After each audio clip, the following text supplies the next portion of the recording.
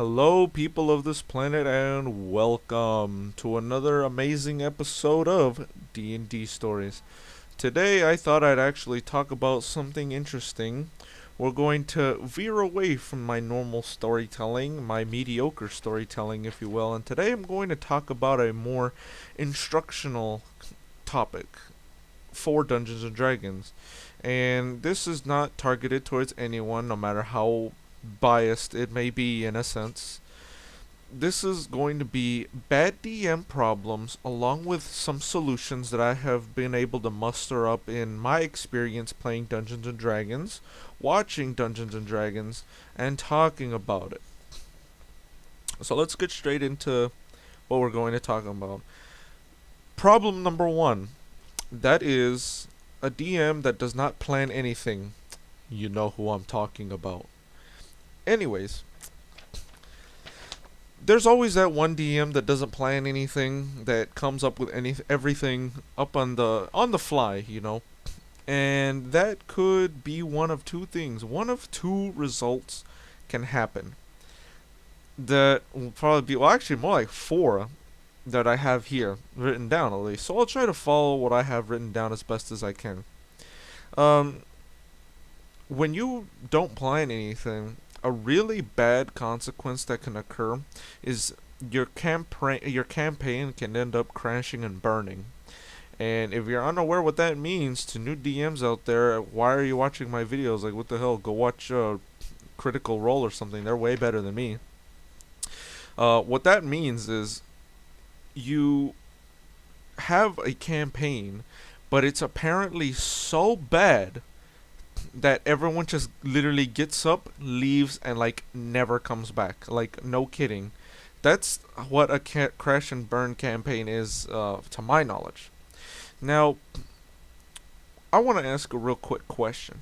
When you hear Dungeons and Dragons campaign, what comes into your mind? Is it a story? Well thought out characters? Is it maybe a grand adventure that ends up taking place?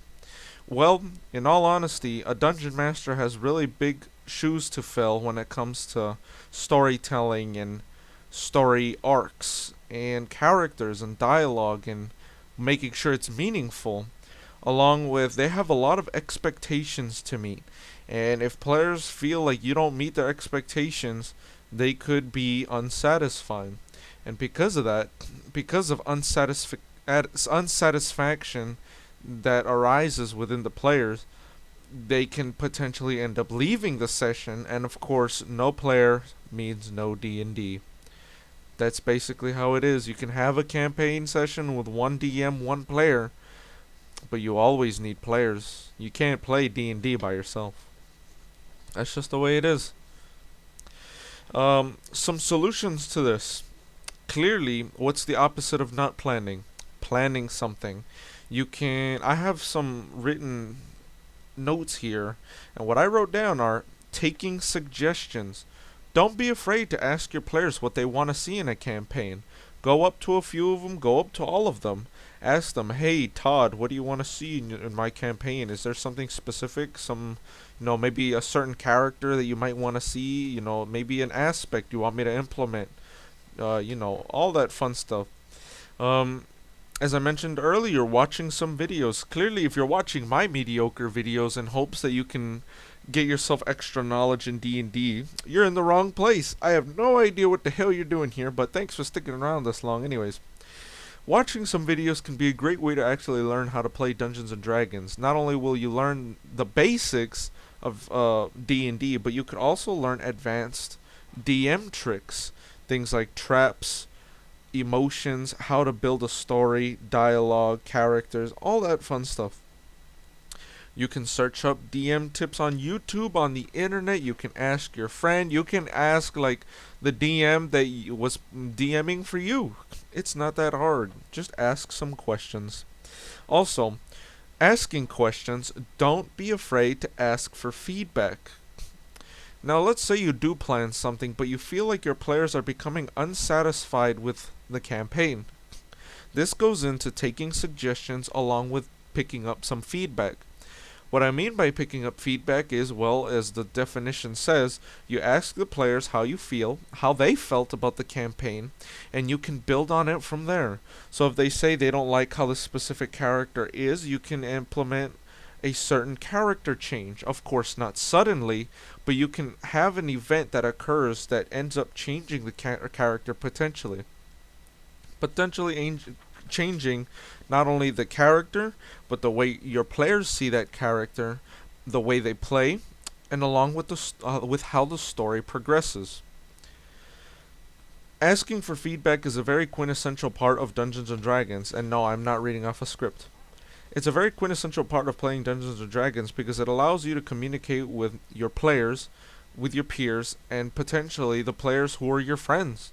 Ask them. You should be comfortable enough to ask, hey, if you had to give me some notes, no, hey, how did I do? Or, you could try what I did and type down a survey and print out some surveys asking general questions, asking how did the DM meet your expectations? Did the campaign or session flow in a nice fluid manner? Did the dungeon master blah blah blah did blah blah? You know what I mean, right? I'm pretty certain you can understand what I'm going with this. Next on the list, we actually have railroading. Now, railroading is a two-sided coin, a double-sided coin, if that's an actual thing. I believe it is.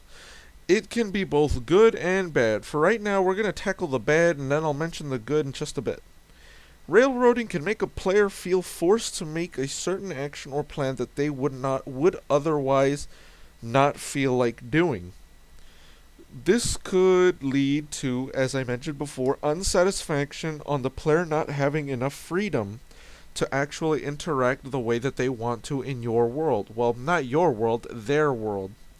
This can lead to some problematic situations in which players can get frustrated in the table, heat can arise, tensions can go up, and a lot of problems will end up happening.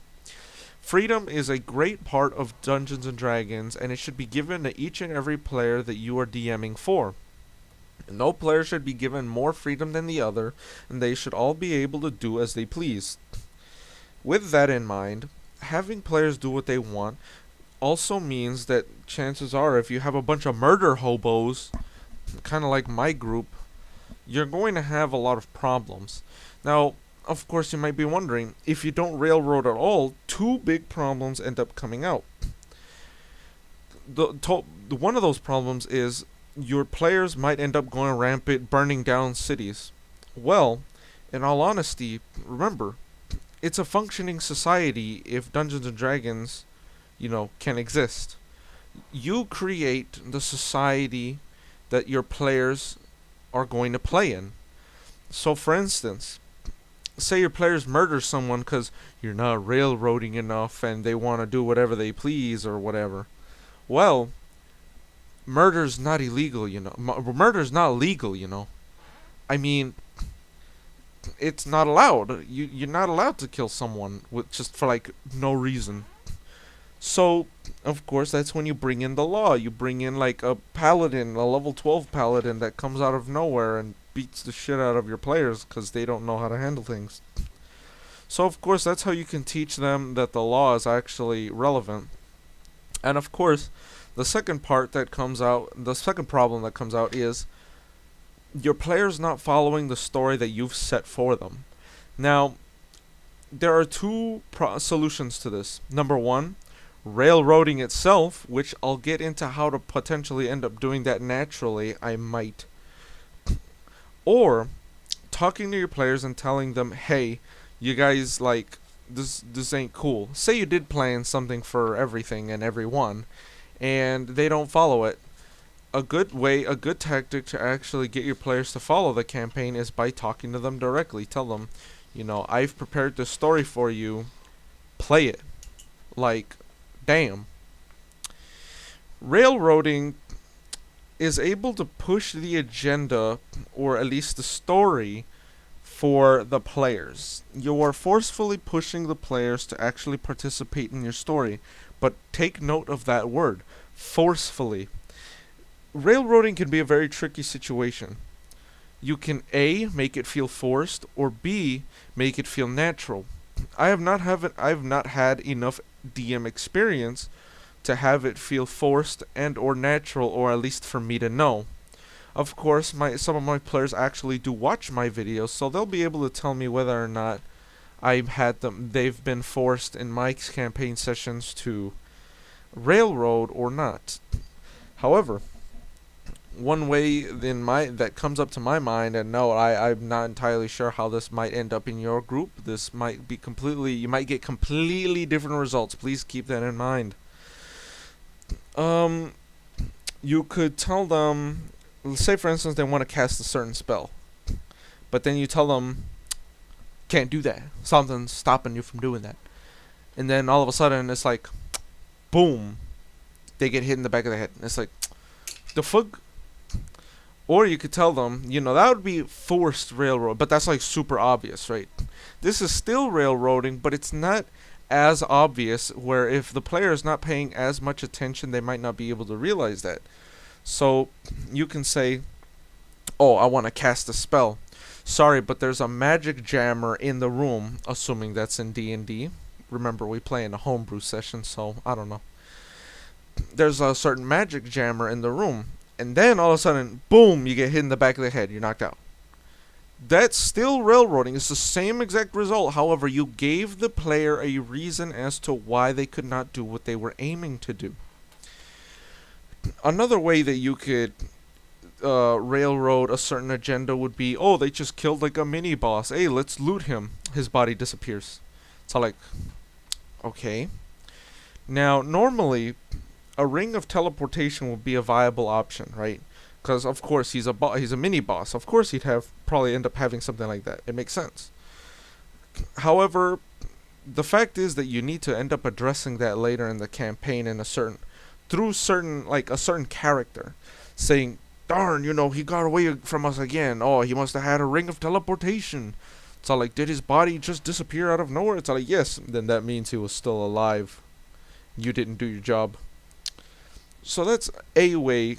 Some solutions, and in all honesty, railroading can be both good and bad. So be sure to keep that in mind whenever you're trying to conjure up your next Dungeons and Dragons session or campaign.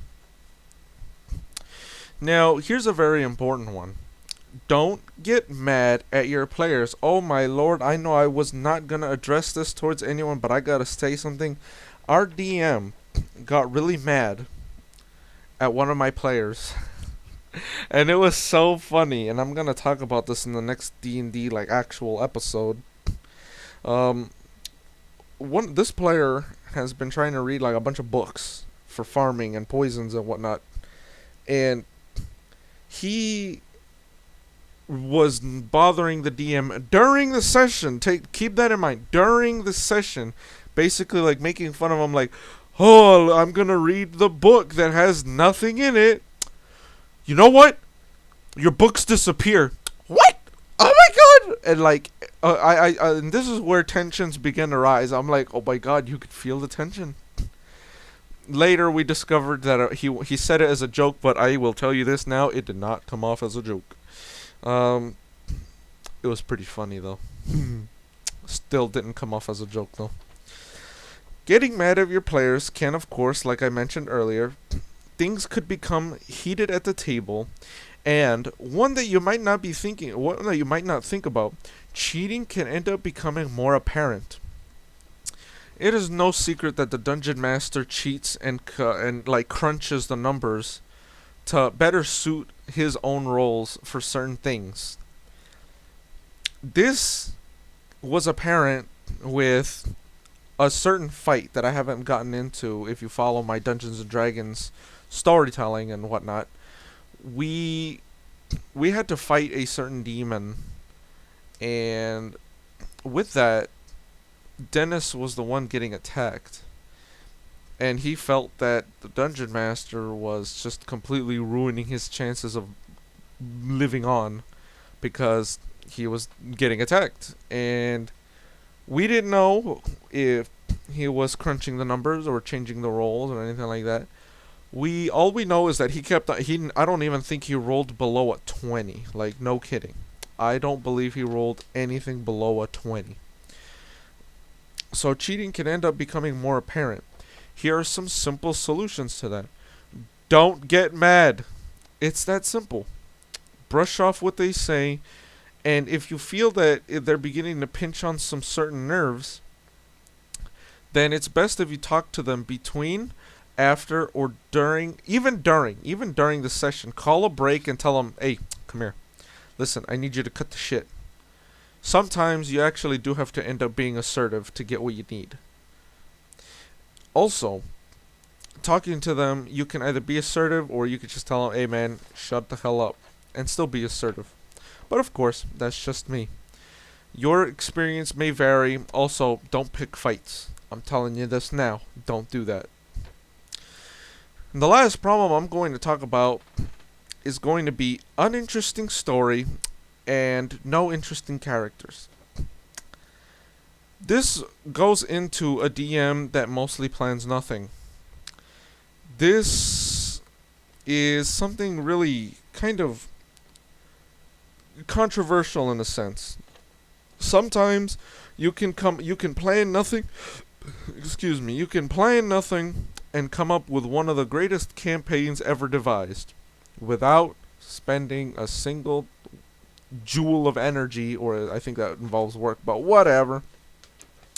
A single drop of energy, and it could create that, right? However, if you're not that good, you can create an uninteresting story. Let me give you some examples, or at least an example of an uninteresting story. A fetch quest. Anyways, continuing forward,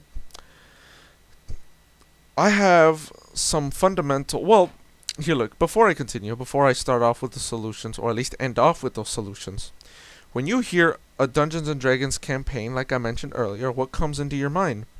If a great story, great characters, meaningful dialogue, and great story arcs come to mind, just note that if you don't really plan anything, you might not get any of that. Those are the fundamentals of a great campaign, which is probably an episode I'll end up talking about later, during the future one day, someday. And so things like fetch quests are really boring. Trust me, they're uninteresting, boring. However, you can make them interesting. Let me get into what you can do to make them interesting. Literally, you can have, in my opinion, I've never tried this, and I probably won't try this, because I wouldn't want to risk it. You can have a basic fetch quest, right, as your main campaign. But if you have the reasoning behind why the characters, what the motives for the characters are, you can greatly increase the quality and experience that your players are going to get while playing your campaign. So say for instance, in our Seven Swords campaign, because of course it's a fetch quest, Mario, our DM, could add the backstory of each sword. How could he do that? By adding a good, decent backstory, by planning, like no kidding. Sit down for like 20 minutes and think, does this make sense? Also, add good characters. In our campaign, we have not met a single character that's worth talking to outside of commercial reasons. No kidding. We have not met anyone that has also, it would be great for in our campaign where we met someone who's also chasing after the swords for his own reasons. Maybe his own kingdom wants these swords for their own power and whatnot. But will we ever have something like that? I'll never know. Or maybe I will. That'll come by in the future. Remember, when you're creating your own campaign, it's the twist that you add to it that truly makes it unique. But of course, I'll get more into that in a later D&D episode, where I'll be talking about certain aspects and components that you can add to your own campaign and story to potentially make it more interesting than what it already is. Also, Take time to plan and add on your own twists. Of course, I'm beginning to sound like a broken record and becoming redundant, but I cannot stress that enough. Adding your own twists is what really makes a campaign more interesting. So say for instance you have a companion that has worked with you throughout the entire campaign, only to realize, even though it might be cliche, that he is actually the main villain. Of course, you might be wondering, that's like one of the most cliche things like ever in the book. Remember, your own twists are what make it unique. Of course, the foundation will never leave. The foundation of that companion being your ally throughout the entire campaign and stabbing you in the back, that foundation will always be there. How, why, and for like whatever reason, whatever thinking, whatever backstory, whatever ideology he had, she had, they had, it had, it is all up to however creative you can ever be. I'll get more into detail on this on a later episode of D&D. I truly hope you enjoy this episode of D&D Stories as much as I enjoyed making it, and I'll definitely see you in the next episode of D&D Stories. Have a wonderful day wherever you may be.